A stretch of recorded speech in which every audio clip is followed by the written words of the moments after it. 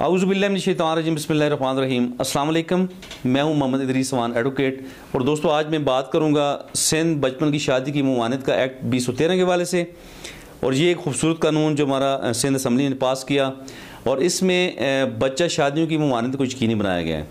इससे कबल हमारे पास जो एक्ट मौजूद है सेंट्रल में, वो चाइल्ड मैरिज रिस्ट्रेंट एक्ट 1929 है। और इस एक्ट में जो सज़ाएँ रखी गई हैं वो बहुत कम है, और जुर्माना जो 1000 रुपये वो 1929 में तो ये इसकी अमाउंट बहुत ज़्यादा थी और ये इसका वज़न ज़्यादा था 1000 रुपये का।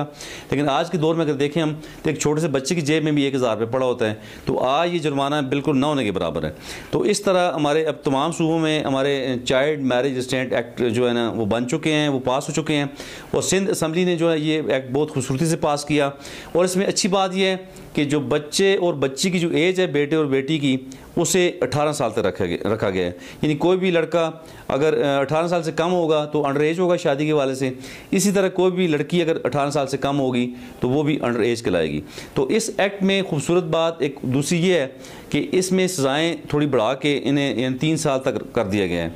कोई भी बच्चा या कोई भी बच्ची अगर अंडर एज हैं, तो वो अगर शादी करते हैं या शादी करने के लिए वो कोशिश करते हैं, शादी कर लेते हैं, तो इसमें उन्हें 3 साल तक कैद की सज़ा हो सकती है। और साथ कम से कम अगर ज़्यादा से ज़्यादा 3 साल और कम से कम 2 साल इसकी सज़ा रखी गई है इसमें।